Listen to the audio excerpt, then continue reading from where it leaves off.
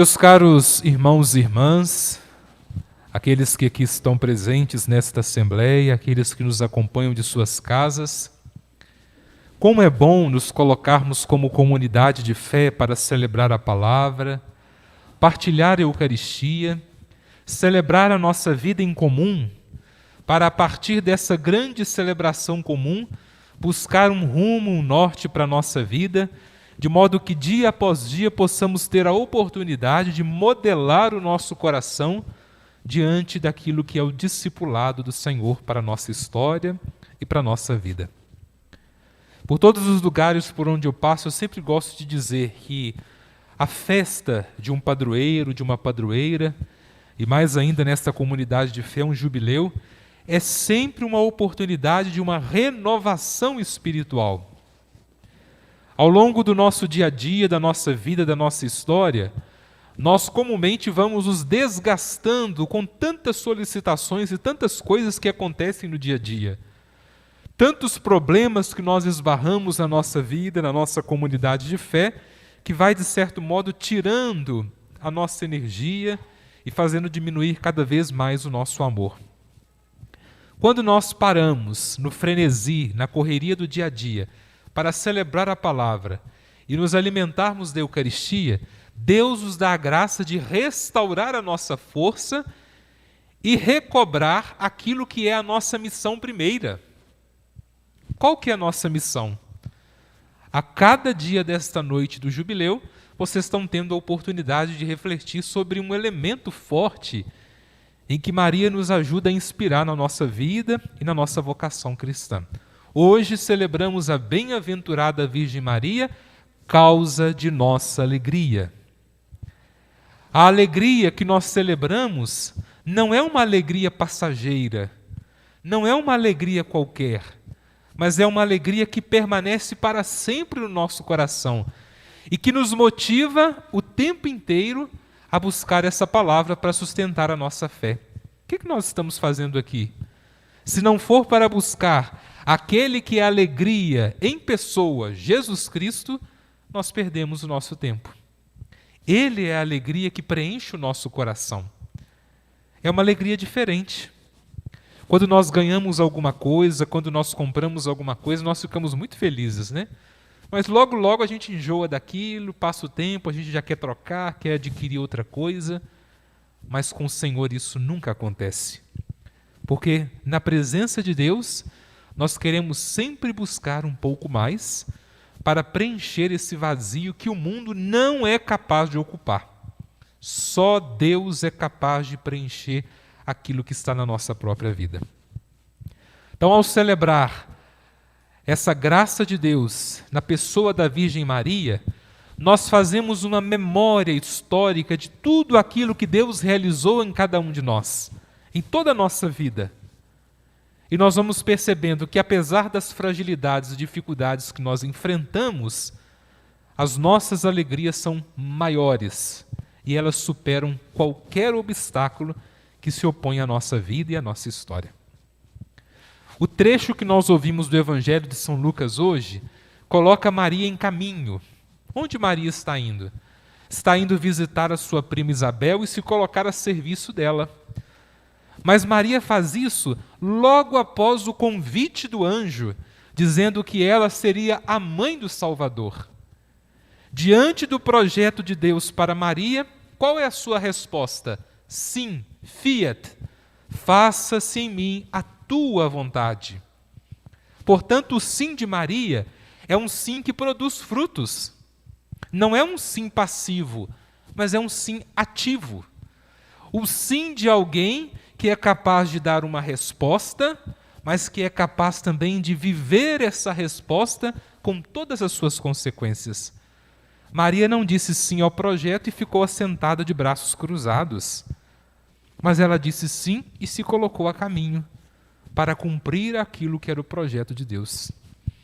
É diferente das respostas que muitas vezes nós vamos oferecendo ao longo da nossa vida. Uma certa vez, no atendimento paroquial, conversando com um senhor, ele disse assim para mim: Padre, eu descobri como é que eu faço para parar de brigar, para parar de a minha mulher brigar comigo. Aí eu disse assim, mas me conte qual que foi a sua proeza. Ele disse assim, todas as vezes que ela me pede alguma coisa, eu digo sim. Depois eu dou um jeito de enrolar, ela esquece e pronto, acabou a briga. A lógica desse senhor é de um sim, mas não de um sim ativo, mas de um sim passivo. É de alguém que dá uma resposta, mas não é capaz de cumprir a sua resposta. Ele resolveu o problema imediato, daquele momento, mas ele criou um pior ainda, porque ele não consegue estipular ou colocar-se diante de alguém para viver um caminho de confiança. Às vezes a gente olha para essa situação, mas na nossa vida acontece exatamente isso. Quando Deus nos propõe um projeto, nós dizemos sim, mas na hora de executar este projeto, o nosso sim é um sim preguiçoso, é um sim passivo, é o sim de alguém que senta, cruza os braços, mas não pratica. A palavra que nós ouvimos do Evangelho de hoje é este exemplo. Maria sai pela montanha fora, correndo os perigos e intempéries da natureza, para se colocar a serviço de sua prima Isabel. E quando ela chega na casa, no ventre de Isabel, a criança pula de alegria, porque vai ao seu encontro o filho Jesus.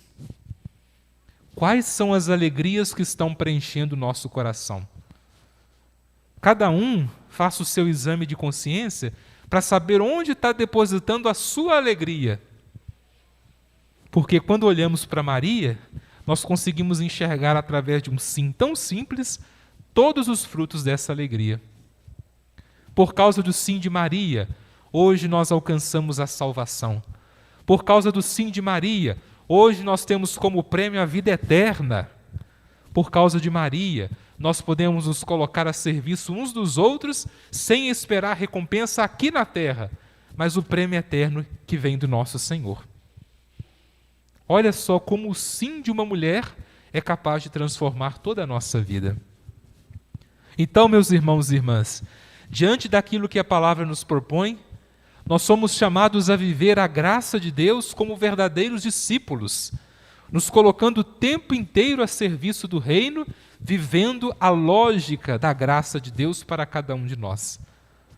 Quando meditava essa palavra, eu pensava em 3 caminhos que acredito que podem nos ajudar a viver essa misericórdia, essa graça de Deus e a colocar em prática aquilo que o Senhor nos convida todos os dias. Porque o grande chavão da nossa história é essa. O Papa João Paulo II, em um dos seus documentos, dizia assim: nós cristãos precisamos aprender a fazer a nossa matrícula na escola de Maria, porque Maria tem muito a nos ensinar.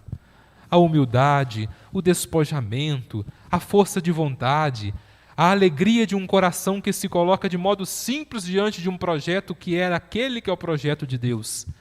Portanto, na escola de Maria, quem se matricula não toma bomba. Quem se matricula vive uma vida marcada pela felicidade.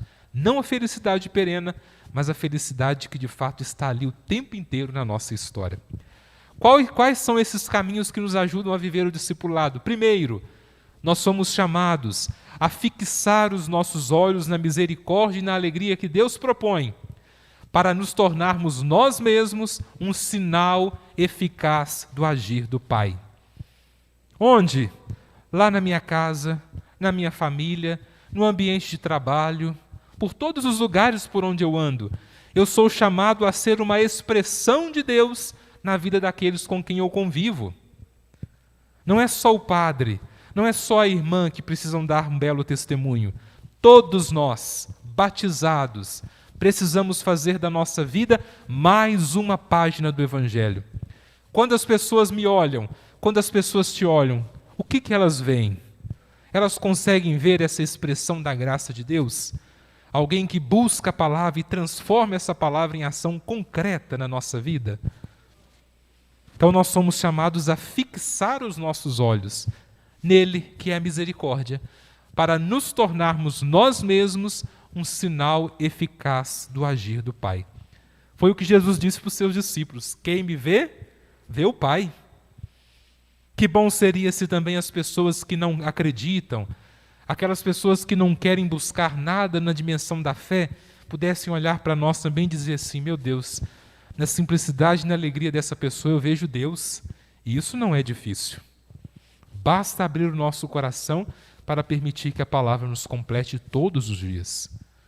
Segundo caminho, cada um de nós cristãos somos chamados a ser um rosto diferente no meio de tantos outros rostos. O cristão não é aquele que faz a mesma coisa que todo mundo faz. Seria muito fácil, né? O cristão é aquele que nada contra a correnteza. Enquanto o mundo nos critica, nós fazemos com o coração aberto porque obedecemos a Deus e não ao ser humano. Ser um rosto diferente no meio de tantos outros rostos, vivendo a alegria que se expressa porque sabemos que o nosso prêmio, quem nos oferece, é o próprio Deus. Cuidando do outro ou cuidando dos outros, não com o coração maltratado pela maldade, mas cuidando dos outros com o coração curado e reconciliado, porque Cristo fez isso na cruz. Essa é a nossa maior alegria. E Maria nos ensina isso. Mesmo vendo seu filho na cruz, Maria tem força para poder se sustentar diante da caminhada, porque ela sabe que ele era o Filho de Deus, porque ela sabia que ele tinha um projeto a mais. Então nós somos chamados a ser este rosto diferente no mundo. Como que você é diferente dentro da sua casa, no ambiente de trabalho, no lazer com seus amigos? Meu pai costumava muito dizer com a gente assim: olha, cuidado para não morder os de dentro e assoprar os de fora. Às vezes a gente trata os de fora melhor que os de dentro, né? Como nós também temos dado testemunho daqueles pelos quais nós caminhamos e vivenciamos o dia a dia da nossa história. E Maria nos ajuda a viver essa experiência. E o último caminho, que é um convite a cada um de nós batizados, a cada um de nós cristãos na nossa própria vida. Viver essa misericórdia, fixar os olhos na nossa misericórdia e ter a capacidade de ajudar aqueles que sofrem, aqueles que precisam.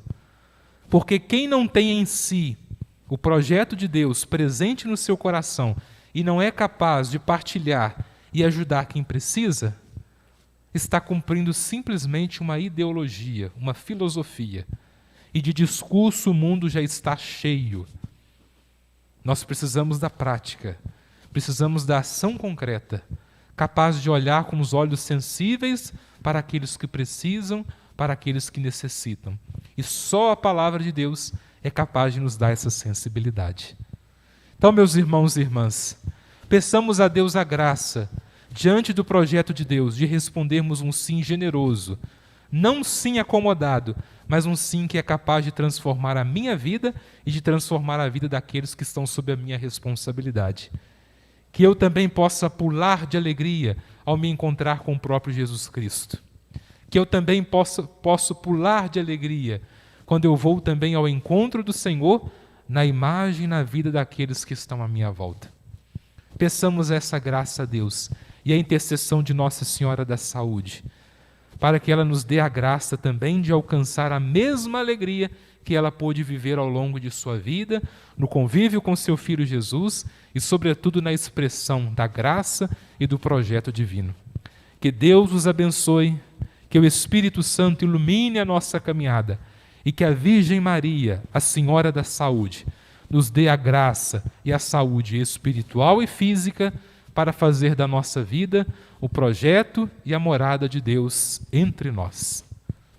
Que Deus seja sempre louvado por todas as coisas. Ó, vem conosco, vem caminhar, Santa Maria, vem. Ó, vem conosco, vem caminhar, Santa Maria, vem. Ó Maria concebida sem pecado, rogai por nós que recorremos a vós.